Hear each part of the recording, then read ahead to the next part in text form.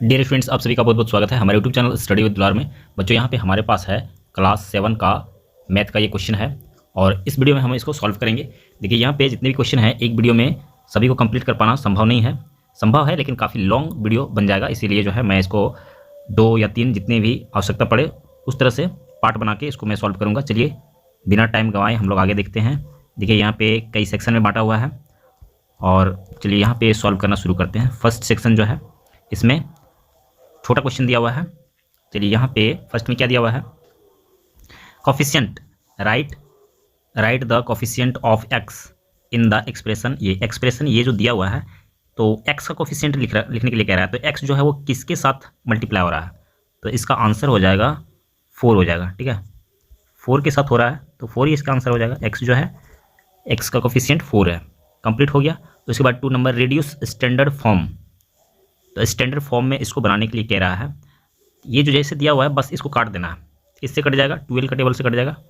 12 3 जा 36 हो गया और 12 2 जा 24, ये कट गया। फाइनल जो है मतलब लास्ट तक जो कट के आएगा, इससे छोटा और कटने वाला नहीं है। आप दूसरे तरह से भी काट सकते हैं, कट के लास्ट में यही आएगा। तो माइनस जो है वो हमेशा ऊपर रहता है। ठीक है, तो ये आ जाएगा यहाँ पे, या बीच में भी रख सकते हैं /2, या फिर आप मतलब माइनस बीच में भी लिखा जाता है इस तरह से 3/2। नीचे माइनस नहीं रहता है, नीचे रहने का मतलब भी वही होता है कि ऊपर चला गया वो। ठीक है, ये आंसर हो जाएगा। और यहाँ पे 3 नंबर में 2 पर पावर 6 है तो इसका वैल्यू क्या होगा, सिंपल है, 2 = मल्टीप्लाई 6 बार कर देते हैं, कितना हो जाएगा, कितना हुआ 5 6, ये हो गया। 2 2 जा 4 हो गया, 4 2 जा 8 8 2 जा 16 16 2 जा 32 32 2 जा 64, यही तो आंसर है इसका। कंप्लीट हो गया। आगे क्वेश्चन नंबर 4 जहाँ पे क्यूब ड्रॉ करने के लिए कह रहा है, तो इसको सिर्फ ड्रॉ कर देना आपको, ये आपका आंसर बन जाएगा। जैसे कि एक स्क्वायर आपको बना लेना है। देखिए यहाँ पे हाथ से सटीक नहीं बनने वाला है, बस आपको मैं समझा दे रहा हूँ। ये 4 साइडेड जो है इक्वल होता है, सभी 4 साइडेड इसका इक्वल होता है। और बस यहाँ से फिर से उतना ही बड़ा एक सेम उतना बड़ा इसको एक और स्क्वायर बना देना और इसको ऐसे मिला देना है, एंगल टू एंगल इसको मिला देना है, बस ये क्यूब बन गया। कंप्लीट हो गया। नेक्स्ट लेंगे। नेक्स्ट क्वेश्चन 5 नंबर में कह रहा है draw all lines of symmetry of an equilateral triangle. तो इक्विलेटरल ट्रायंगल में ही सिमेट्री लाइन बन सकते हैं, इसीलिए इस तरह का क्वेश्चन दिया हुआ है। तो एक ट्रायंगल जो है आपको ड्रॉ कर लेना है जो कि इक्विलेटरल ट्रायंगल हो, सभी साइड उसका इक्वल होना चाहिए। देखिए यहाँ पे मैंने एक इक्विलेटरल ट्रायंगल ड्रॉ कर दिया हाथ से, ये पॉसिबल नहीं है, आपको सही से ड्रॉ कर लेना है स्केल की मदद से। उसके बाद जो है इसमें सिमेट्री लाइन खींचने के लिए कहा जा रहा है ऑल लाइंस, मतलब जितने भी इसमें खींचा जा सकता है। तो इसमें 3 लाइन खींचे जा सकते हैं। एक इधर से हो गया, देखिए यहाँ पे ये हो गया, और फिर ये हो जाएगा, और फिर ये हो जाएगा। ठीक है, इस तरह से आपको ड्रॉ कर देना है। कंप्लीट हो गया, ये यहाँ पे कंप्लीट हो गया। और उसके बाद 6 नंबर में क्या कह रहा है, राइट SSS कॉन्ग्रेंस क्राइटेरियन। मतलब SSS कॉन्ग्रेंट क्राइटेरियन क्या होता है, इसका जो है डिफिनेशन बतला देना है। तो यहाँ पे SS मतलब साइड के रूप से जो है इसके द्वारा जो कॉन्ग्रेंट होता है तो उसको SS कॉन्ग्रेंस क्राइटेरियन कहते हैं। चलिए मैं इसका डिफिनेशन आपको दिखा देता हूँ। नंबर 6 का आंसर में आपको ये लिख देना है, ये डिफिनेशन दे देना है। If all 3 sides of one triangle are equal to the corresponding sides of another triangle then the 2 triangles are said to be congruent by SS rule. तो SS रूल में क्या होता है, तीनों साइड जो होता है 2 ट्रायंगल का इक्वल होता है, तो ऐसी स्थिति में SS रूल के द्वारा वो कॉन्ग्रेंट होता है। आगे जो क्वेश्चन 7 नंबर में दिया हुआ है उसका आंसर ये है, biscuits of the same packet are congruent of each other. तो इसमें कोई एक एग्जाम्पल मांगा हुआ है कि हमारे रियल लाइफ में जो है कॉन्ग्रेंट होने का कोई एक एग्जाम्पल देना है। तो बिस्कुट जो होता है एक पैकेट, जिस पैकेट से निकलता है वो सारे बिस्कुट जो होता है एक दूसरे के इक्वल होता है, इसीलिए जो है वो कॉन्ग्रेंट होते हैं। नेक्स्ट लेंगे क्वेश्चन नंबर 7, ये था। देखिए यहाँ पे कह रहा है give any one real life example for congruent shapes, कि वास्तविक जीवन में कॉन्ग्रेंट शेप का क्या कुछ होता है, एक एग्जाम्पल मांग रहा है।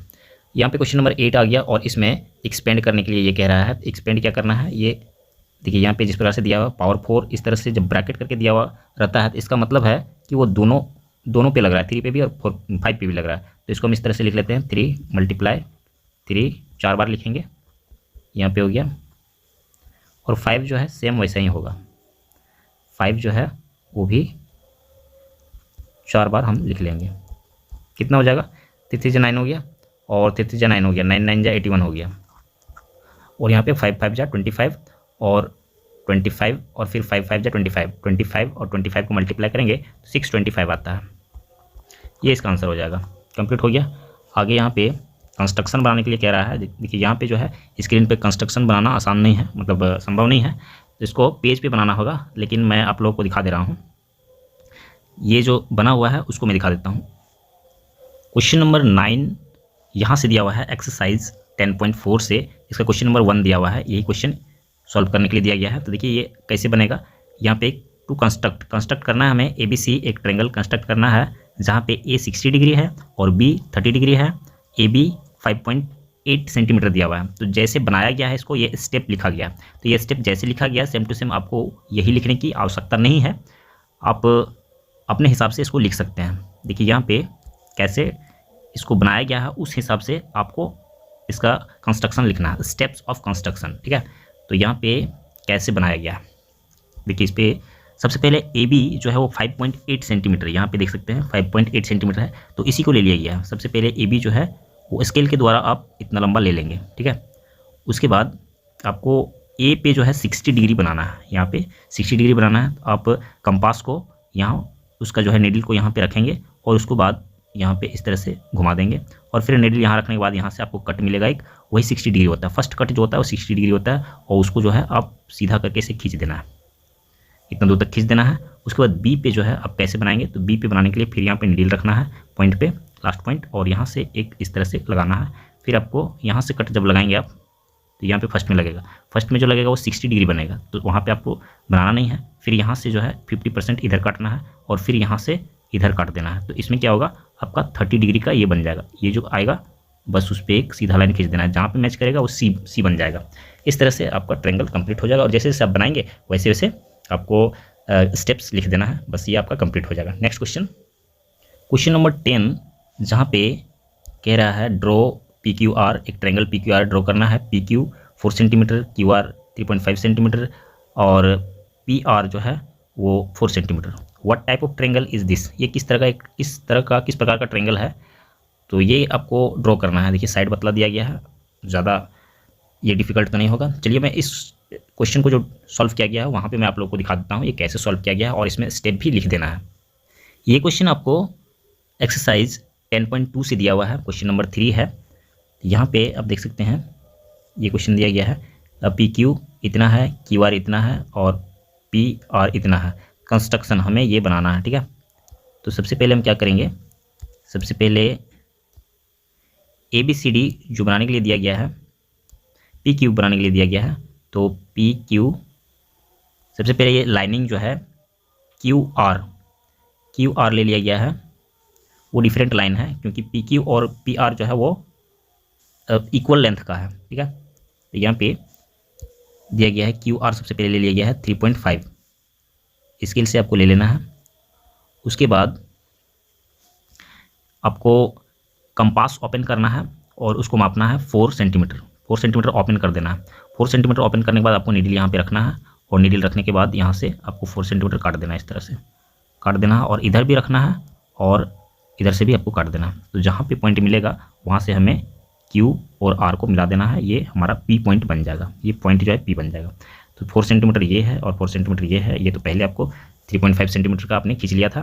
तो ये जो है आप जैसे जैसे बनाए यहाँ पे आपको एक्सप्लेन कर देना है। और लास्ट में पूछा गया है ये किस प्रकार का ट्रायंगल है, तो यहाँ पे लिखा गया है it is the require isosceles, मतलब ये आइसोसेलेस ट्रायंगल PQR जो है वो आइसोसेलेस है, मतलब जिसका 2 साइड इक्वल होता है उसको आइसोसेलेस ट्रायंगल कहते हैं। कंप्लीट हो गया। नेक्स्ट क्वेश्चन लेंगे। नेक्स्ट क्वेश्चन 11 है, और इसमें कह रहा है the dimension of a cuboid are इतना, इतना एंड इतना। Draw 3 different isometric sketch of this cuboid. इसी क्यूबाइड को 3 अलग तरीके से स्केच, आइसोमेट्रिक स्केच जो होता है वो कुछ डॉट बने रहते हैं और उसी डॉट के अनुसार इसको ड्रॉ करना पड़ता है। चलिए मैं आप लोगों को इसका सोल्यूशन दिखा देता हूँ। क्वेश्चन नंबर 11 का सोल्यूशन ये दिया हुआ है, एक्सरसाइज 15.2 का क्वेश्चन नंबर 2 है। ये क्वेश्चन बनाने के लिए दिया गया था जहाँ पे क्यूबाइड 5 सेंटीमीटर, इसका डायमेंशन दिया हुआ है 5 सेंटीमीटर, 3 सेंटीमीटर और 2 सेंटीमीटर। और यहाँ पे सबसे पहले जो बनाने के लिए दिया गया है ये आपका क्यूबाइड बन गया। सबसे पहले ये क्यूबाइड बनाना है, उसके बाद जो है इसको आइसोमेट्रिक स्केच बनाने के लिए कहा जा रहा है। यहाँ पे देख सकते हैं 3 डिफरेंट आइसोमेट्रिक स्केच, ये 3 अलग तरह से इसको बनाया गया है। यहाँ पे ये है और ये है, ठीक है। तो इस तरह से आपको ड्रॉ कर लेना है। इस तरह से ड्रॉ करने का आपको प्रैक्टिस कर लेना है, तभी आप इस तरह से कर पाएंगे। ये एक बार जो है इस तरह से रखा हुआ है, दूसरी तरह से रखा हुआ है ये, और ये वर्टिकली खड़ा करके रखा हुआ है, ठीक है। नेक्स्ट क्वेश्चन देखते हैं। नेक्स्ट क्वेश्चन 12 नंबर का क्वेश्चन है और यहाँ पे कह रहा है name any 2 figures that have both line symmetry and rotational symmetry. ऐसे 2 फिगर का नाम बतलाना है जिसमें लाइन सिमेट्री भी हो और रोटेशनल सिमेट्री भी हो। रोटेशनल सिमेट्री लाइन जो होता है वो भी हो। तो ऐसा कई सारे हो सकते हैं, तो उसमें से आप कुछ दे सकते हैं। इसका आप इक्विलेटरल ट्रायंगल दे सकते हैं। इक्विलेटरल ट्रायंगल में 3 सिमेट्री लाइन होता है, उसमें रोटेशनल भी आपको 3 ही मिलेगा। तो ये इक्विलेटरल ट्रायंगल हो जाएगा। और दूसरा में आप दे सकते हैं इक्विलेटरल ट्रायंगल, दूसरा में आप स्क्वायर दे सकते हैं। फर्स्ट हो गया और ये सेकेंड हो गया स्क्वायर, ये हो गया कंप्लीट। नेक्स्ट 13 नंबर में क्या कह रहा है, इसमें इस तरह का एक ABC ट्रायंगल कॉन्ग्रेंट FED, इस तरह का ट्रायंगल दोनों कॉन्ग्रेंट है अंडर द कोरस्पॉन्डिंग्स ABC। इस तरह से आपको दिखाना, ये एरो जो दिखाया गया है A के इक्वल F है, B के इक्वल E है और C के इक्वल D है। इस तरह से आपको दिखाना है। तो इसमें कैसे दिखाएंगे आप, कोरस्पॉन्डिंग पार्ट्स इसका दिखाना है, ठीक है। चलिए मैं आपको जहाँ पे सॉल्यूशन इसका है वहाँ पे ले चलता हूँ और वहीं पे आपको दिखा देता हूँ। यहाँ पे आप देख सकते हैं ये क्वेश्चन जो पूछा गया है 13 नंबर में, वो 7.1 से, एक्सरसाइज 7.1 से क्वेश्चन नंबर 3 है और यही क्वेश्चन पूछा गया है। तो इसको सॉल्व करना है। The corresponding congruent parts of the triangles are. तो इस ट्रायंगल को आपको ड्रॉ करने की आवश्यकता नहीं है, आप डायरेक्ट इस तरह से आप इसका आंसर दे सकते हैं। सबसे पहले जो है एंगल A के साथ एंगल F दिया हुआ है, एंगल B के साथ E दिया हुआ है, एंगल C के साथ एंगल D दिया हुआ है, और उसके बाद साइड्स दिया हुआ है AB FE दिया हुआ है, BC ED दिया हुआ है और AC FD दिया हुआ है। इस तरह से आपको 6 पार्ट में आपको दिखा देना है ये कॉरस्पॉन्डिंग पार्ट्स को, और ये इसका आंसर कंप्लीट हो जाएगा। नेक्स्ट क्वेश्चन देखते हैं। नेक्स्ट क्वेश्चन यहाँ पे सेक्शन C से शुरू हो रहा है और यहाँ पे 14 नंबर क्वेश्चन है फ्रॉम द सम ऑफ इतना एंड इतना सब्ट्रैक्ट इतना। देखिए ये इन दोनों को पहले ऐड कर देना है और जो भी आएगा उसमें से इसको माइनस कर देना है। क्वेश्चन नंबर 14 को हम यहाँ पे सॉल्व करते हैं। देखिए हमने यहाँ पे इन दोनों टर्म को ऐड करने के लिए यहाँ पे लिख लिया है। चलिए यहाँ पे इसको सॉल्व करते हैं। 11 यहाँ पे प्लस है और 11 यहाँ पे माइनस है, तो क्या हो जाएगा 11 में से 11 तो ये कट जाएगा। उसके बाद y और y जो है वो माइनस में है, तो यहाँ पे -2y हो जाएगा और 3x जो है वो जैसे कि तैसे रहेगा, ये हो गया, ठीक है। अब इसमें से हमें माइनस करना है, हमारे पास अब आ गया है ये नंबर, तो इसमें से माइनस करना है 3x, उसके बाद -y और -11। इसको माइनस करना है तो माइनस में थोड़ा सा प्रॉब्लम रहता है, यहाँ पे ये माइनस हो जाएगा, ठीक है। माइनस करने में ये 3x जो है वो माइनस हो जाएगा और जो माइनस है वो प्लस हो जाएगा, यहाँ पे प्लस हो जाएगा और उसके बाद ये भी प्लस हो जाएगा। तो 11 जो है वो यहाँ पे 11 हो जाएगा और ये प्लस, उसके बाद y जो है प्लस है और -2y, तो इसमें से -2 मतलब 2y में से एक y प्लस हो जाता है तो -y बचेगा, और यहाँ पे ये प्लस है 3x और ये 3x माइनस है, तो ये दोनों कट गया, ठीक है। ये दोनों कट गया, कैंसिल हो गया, तो हमारे पास बच गया ओनली -y + 11 और यही इसका आंसर हो जाएगा। कंप्लीट हो गया। नेक्स्ट क्वेश्चन लेंगे हम लोग। नेक्स्ट क्वेश्चन हमारे पास 15 में -1 और एंड 0 के बीच में हमें 5 रैशनल नंबर निकालने हैं। कैसे निकलेगा, तो इसको हम -1 को हम लिख सकते हैं -1/1 और इसको मल्टीप्लाई कर देंगे 10 से, कितना आ गया, यहाँ पे आ जाएगा -10 बाई 10, और फिर 0 जो दिया हुआ है उसको हम 0/1 लिख सकते हैं, और इसको भी -10 से मल्टीप्लाई कर देंगे। आपको ध्यान रखना है कि डिनोमिनेटर जो है वो सेम होना चाहिए। यहाँ पे कितना आ जाएगा 0/10। अब जो है -10 और 0/10, -10/10 और 0/10 के बीच में हमें 5 नंबर मिल जाएंगे। तो हमें -10 के बाद क्या मिलेगा, -9/10 एक हो गया, दूसरा -8/10। ये आंसर डिफरेंट हो सकते हैं लेकिन ये गलत नहीं है, बिल्कुल सही है। उसके बाद -7/10, -6/10 और एक हो जाएगा -5/10। तो ये 5 रैशनल नंबर -1 और 0 के बीच में है। कंप्लीट हो गया। नेक्स्ट क्वेश्चन लेंगे, क्वेश्चन नंबर 16, और यहाँ पे सिंप्लीफाई करने के लिए दिया हुआ है एक्सपोनेंट क्वेश्चन है, एक्सपोनेंट इन पावर से। तो यहाँ पे ये क्वेश्चन थोड़ा सा लंबा हो जाएगा। यहाँ पे 12 पर पावर दिया हुआ है।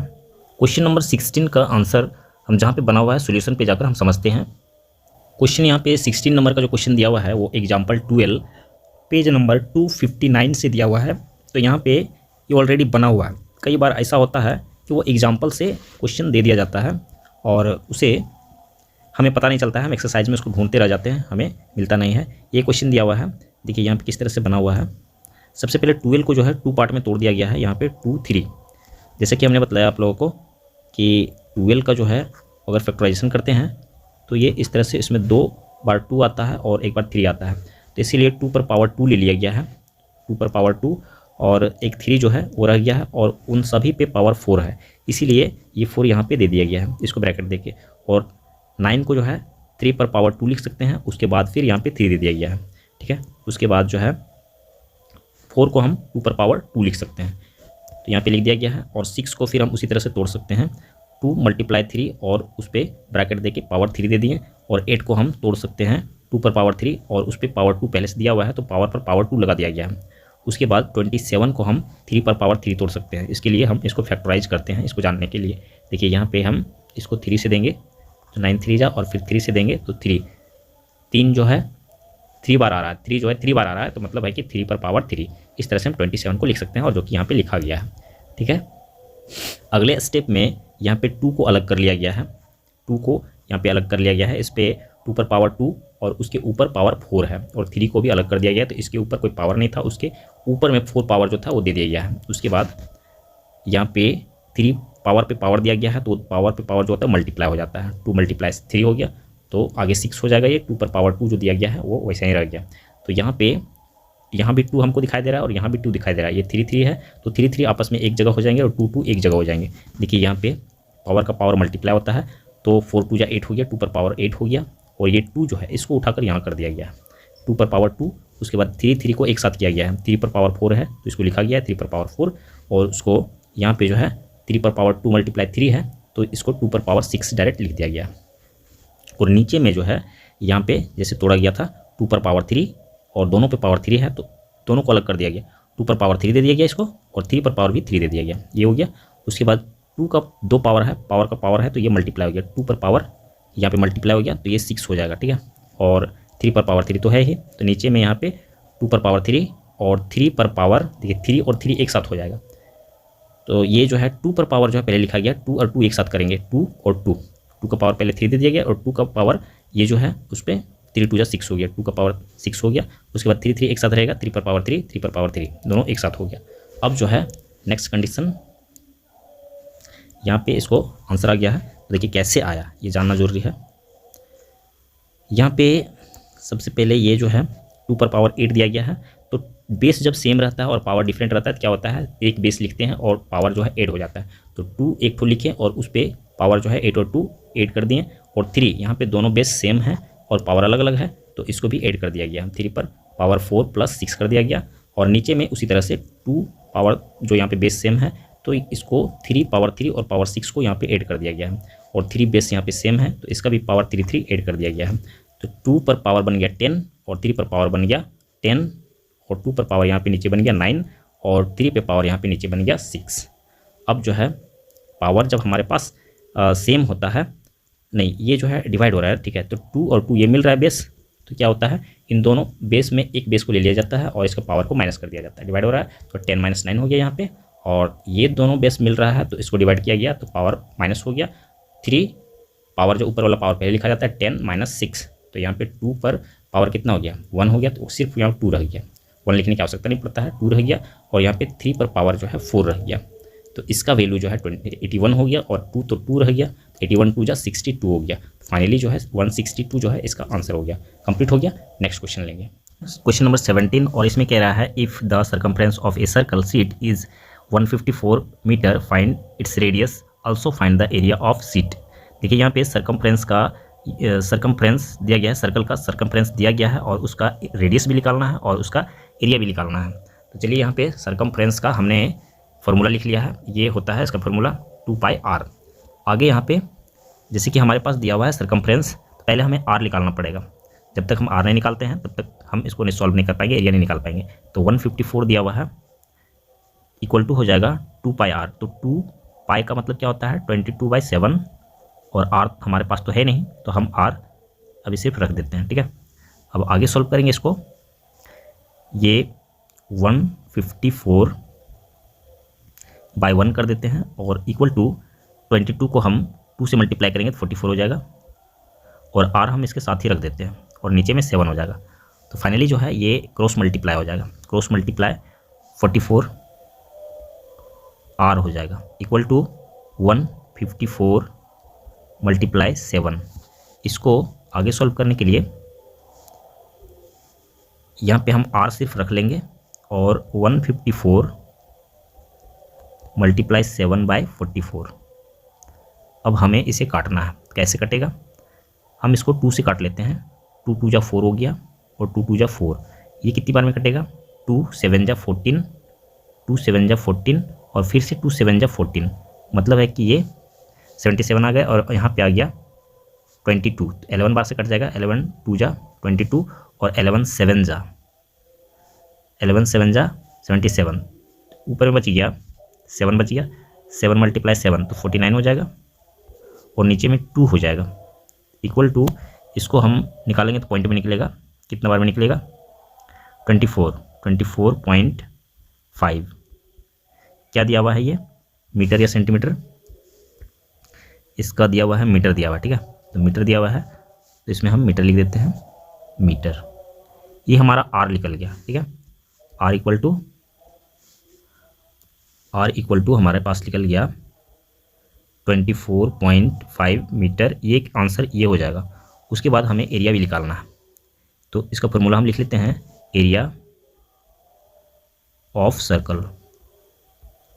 एरिया ऑफ सर्कल क्या होता है πr² होता है।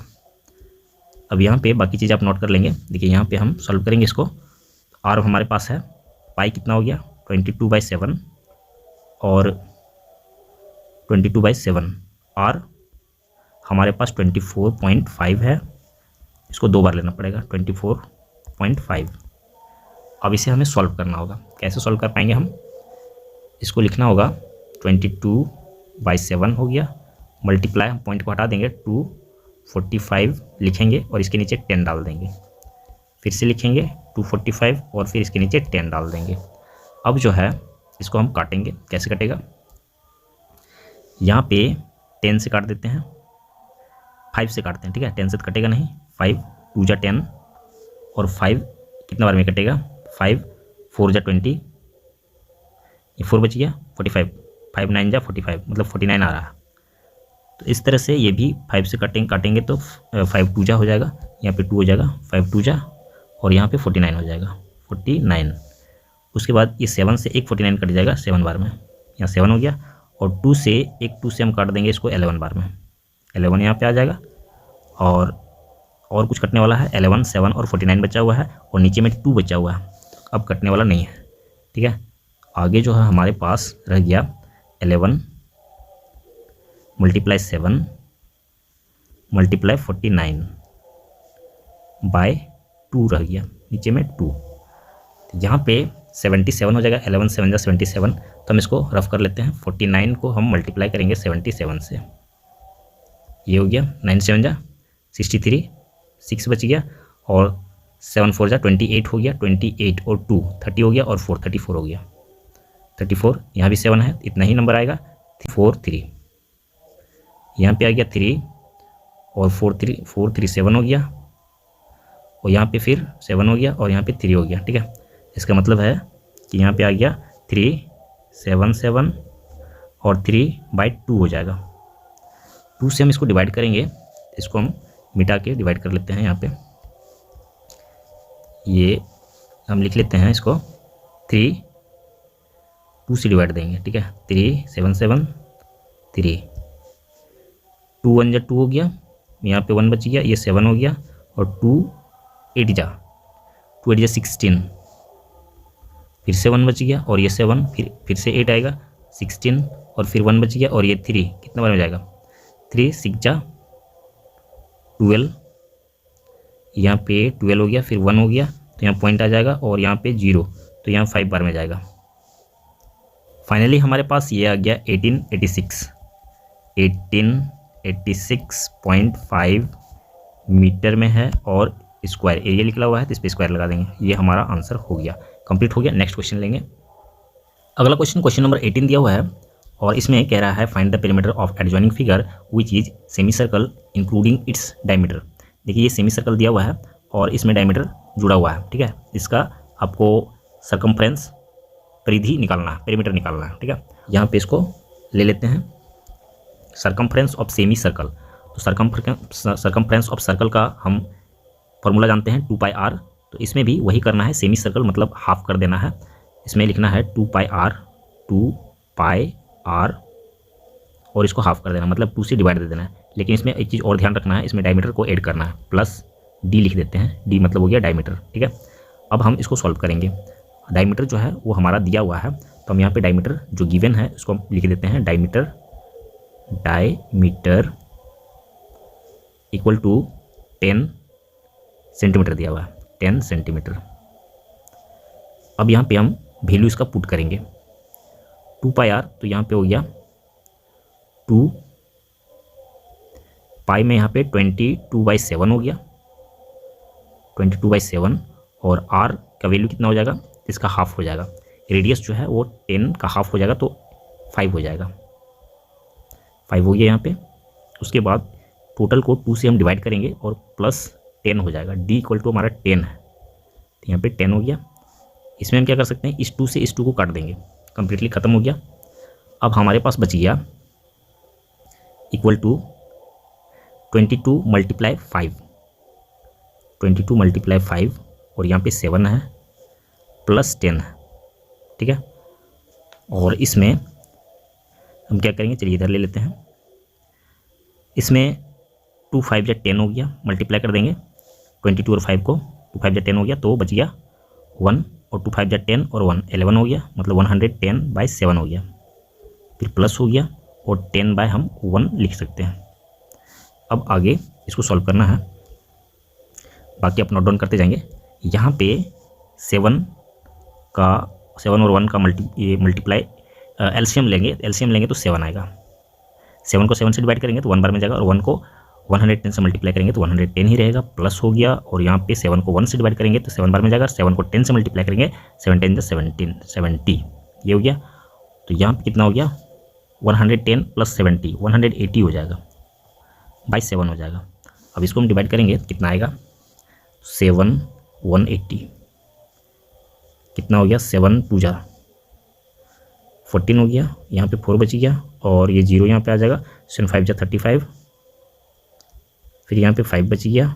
अब जो है यहाँ पे पॉइंट आ जाएगा, तो यहाँ पे 0 आ जाएगा, 7 7 जा 49 हो गया, 49, तो यहाँ पे 1 बच जाएगा। तो फिर 10 अगर यहाँ पे आता है फिर से देंगे तो 1 आएगा। ठीक है, मतलब इसका आंसर आ रहा है 25 पॉइंट। अगर 1 डिजिट में लेंगे तो पॉइंट के बाद हम 7 देंगे, और 2 डिजिट लेना है तो इसके बाद 1 आएगा। ठीक है, 7 भी दे सकते हैं और 1 भी दे सकते हैं। तो यहाँ पे किसमें दिया हुआ था, सेंटीमीटर में। ठीक है, तो ये जो है सेंटीमीटर आ जाएगा, और यही इसका आंसर भी हो जाएगा। कंप्लीट हो गया। नेक्स्ट क्वेश्चन लेंगे हम लोग।